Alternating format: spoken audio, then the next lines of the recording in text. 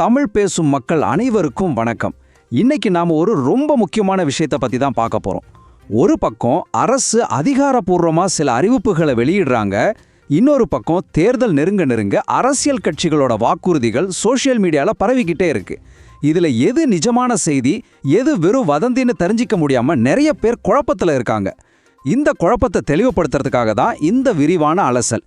உறுதியான அரசு அறிவிப்புகள் என்னென்ன, பரவலா பேசப்படுற நிதி உதவி திட்டங்களோட உண்மைத்தன்மை என்ன, அப்புறம் எந்த ஒரு அரசாங்க பண உதவியும் உங்களுக்கு கிடைக்க நீங்க என்ன செய்யணும்னு எல்லாத்தையும் இப்போ விளக்கமா பார்க்கலாம்.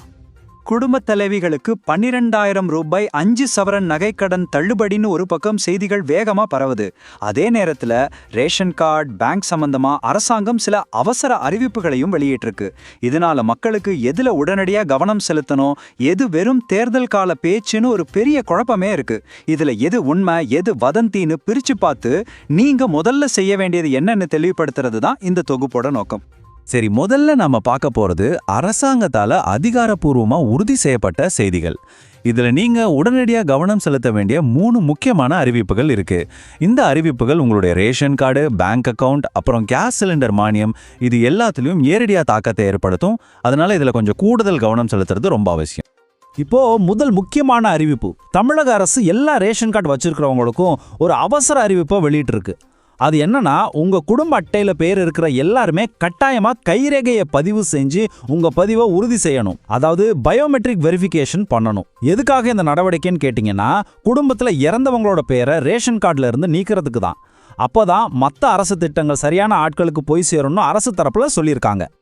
இந்த கைரேகை பதிவு பண்றதுக்கு உங்க குடும்ப அட்டையில இருக்கிற சின்ன குழந்தைகள் உட்பட எல்லாருமே உங்க பகுதி ரேஷன் கடைக்கு நேர்ல போகணும். அங்க இருக்கிற பயோமெட்ரிக் மிஷின்ல ஒவ்வொருத்தரும் உங்க கைரேகையை பதிவு செய்யணும். நல்லா ஞாபகம் வச்சுக்கோங்க, இந்த வேலையை முடிக்கிறதுக்கான கடைசி தேதி மார்ச் மாசம் 25ஆம் தேதி 2026. ஒருவேளை இந்த தேதிக்குள்ள நீங்க கைரேகையை பதிவு பண்ணலன்னா சம்பந்தப்பட்டவங்களோட பேரு குடும்ப அட்டையிலிருந்து தானாவே நீக்கப்பட வாய்ப்பு இருக்கு. ஸோ இதை கண்டிப்பா கவனத்துல வச்சுக்கோங்க. ரேஷன் கார்டு அறிவிப்பு தொடர்ந்த இன்னும் 2 முக்கியமான அறிவிப்புகளும் இருக்கு. ஒன்று, நீங்க வாங்குற சமையல் எரிவாயு சிலிண்டருக்கான மானியம் தொடர்ந்து உங்களுக்கு கிடைக்கணும்னா உங்க ஆதார் நம்பரை கேஸ் கனெக்ஷனோட இணைக்கிற EKYC வேலையை கண்டிப்பா முடிக்கணும். ரெண்டாவதா, வர்ற ஏப்ரல் மாசம் 1 தேதியிலிருந்து பல பேங்குகளோட ATM பரிவர்த்தனை கட்டணங்கள்ல சில முக்கியமான மாற்றங்கள் வரப்போகுது. இந்த புதிய கட்டண மாற்றங்கள் படி, உதாரணத்துக்கு இந்தியன் பேங்க் கஸ்டமர்ஸ் ஒரு மாசத்துக்கு 5 தடவைக்கு மேல பணம் எடுத்தா ஒவ்வொரு தடவைக்கும் 17 ரூபாயும் GSTயும் சேர்த்து அபராதமா வசூலிப்பாங்க. இந்த ரூல்ஸ் ஏப்ரல் 20ஆம் தேதியிலிருந்து அமலுக்கு வருது. அதே மாதிரி HDFC பேங்க் மற்றும் பஞ்சாப் நேஷனல் பேங்க் வாடிக்கையாளர்கள் கிட்ட 5 தடவைக்கு மேல பணம் எடுத்தா ஒவ்வொரு பரிவர்த்தனைக்கும் 23 ரூபாயும் GSTயும் சேர்த்து வசூலிக்கப்படும்னு அதிகாரப்பூர்வமாவே அறிவிச்சிருக்காங்க. இதுவரைக்கும் நாம பார்த்தது எல்லாமே அரசாங்கத்தால உறுதி செய்யப்பட்ட அதிகாரப்பூர்வ அறிவிப்புகள். இப்போ அடுத்ததா நாம பார்க்க போறது 2026 சட்டமன்ற தேர்தலை மனசுல வச்சு பரவலா பேசப்படுற சில வாக்குறுதிகள் பத்தி. ஒரு முக்கியமான விஷயம் என்னன்னா, இதெல்லாம் இன்னும் அரசாங்கத்தால அதிகாரப்பூர்வமா அறிவிக்கப்படல. இது வெறும் பேச்சாதான் இருக்கு. பாத்தீங்கன்னா 2026 சட்டமன்ற தேர்தல் நெருங்கிட்டு இருக்கு.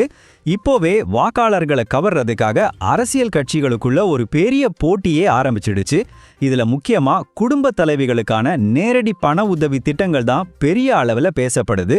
ஒவ்வொரு கட்சியும் போட்டி போட்டுக்கிட்டு பெரிய தொகை அறிவிக்கலான ஆலோசனைகள்ல ஈடுபட்டிருக்கிறதா அரசியல் நோக்கர்கள் சொல்றாங்க.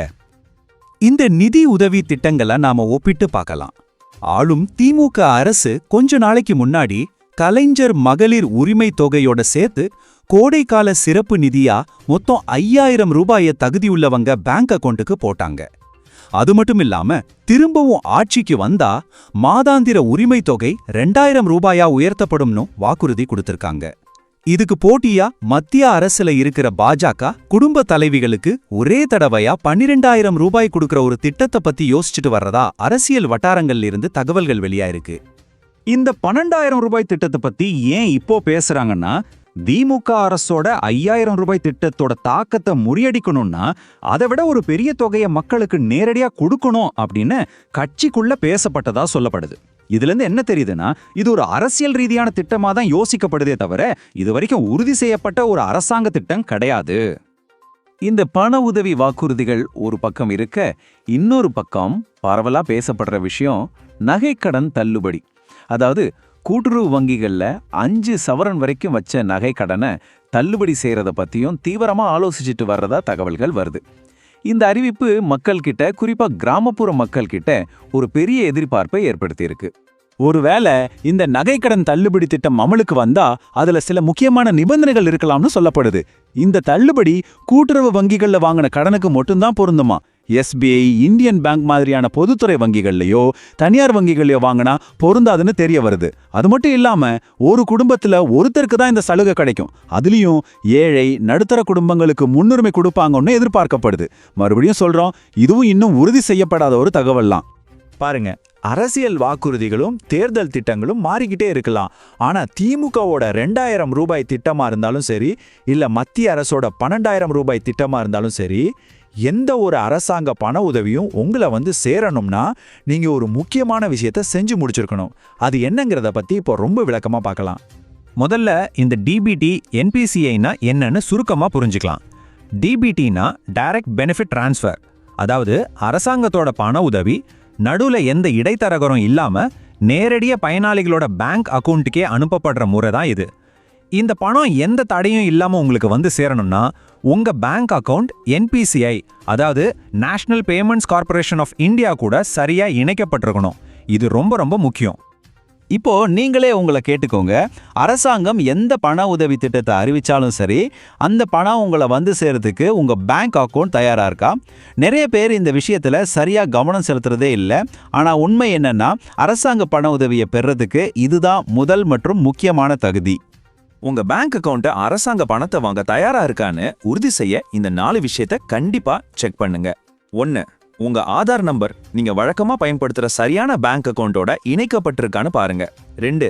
அரசு பணம் வர்றதுக்கு எந்த பேங்க் அக்கவுண்ட் முதன்மை கணக்கா, அதாவது பிரைமரி அக்கவுண்டா NPCIல இணைக்கப்பட்டிருக்குன்னு உறுதி பண்ணுங்க. 3. அந்த பேங்க் அக்கவுண்டோட இணைக்கப்பட்ட மொபைல் நம்பர் இப்போ உங்ககிட்ட பயன்பாட்டுல இருக்கான்னு செக் பண்ணுங்க. கடைசி மற்றும் மிக முக்கியமானது, உங்க பேங்க் அக்கவுண்ட் முடக்கப்படாம ஆக்டிவா இருக்கான்னு கண்டிப்பா உறுதிப்படுத்திக்கோங்க. இந்த 4 விஷயமும் சரியா இருந்தா மட்டும்தான் எந்த அரசாங்க பண உதவியும் உங்க அக்கவுண்ட்டுக்கு சேரும். இந்த முழுமையான அலசலோட கடைசியில நம்ம தெரிஞ்சுக்க வேண்டிய விஷயம் ஒன்னே ஒண்ணுதான். தேர்தல் வாக்குறுதிகள் மாறலாம். இன்னைக்கு பேசுற திட்டம் நாளைக்கு இல்லாம போகலாம். ஆனா எந்த சூழ்நிலையிலும் அரசாங்கத்தோட நிதி உதவி உங்களை சேர்றதுக்கான ஒரே வழி சரியா பராமரிக்கப்பட்ட எல்லா நடைமுறைகளையும் பூர்த்தி செஞ்ச ஒரு பேங்க் அக்கவுண்ட் மட்டும்தான். அதனால உறுதி செய்யப்படாத செய்திகளை பார்த்து குழம்பாம உங்க பேங்க் அக்கவுண்டை சரி பார்த்து தயாரா வச்சுக்கிறது தான் புத்திசாலித்தனமான செயல். இந்த மாதிரி ration card updates, government scheme news எல்லாம் தெரிஞ்சுக்க மறக்காம சப்ஸ்கிரைப் பண்ணி வச்சுக்கோங்க. இந்த தகவல் பத்தி நீங்க என்ன நினைக்கிறீங்கன்னு கமெண்ட்ல சொல்லுங்க. இது உங்க ஃப்ரெண்ட்ஸ் அண்ட் ஃபேமிலிக்கும் ஷேர் பண்ணுங்க. இந்த அலசல் உங்களுக்கு பிடிச்சிருந்தால் லைக் பண்ணுங்க. தமிழ் பேசும் அனைவருக்கும் நன்றி.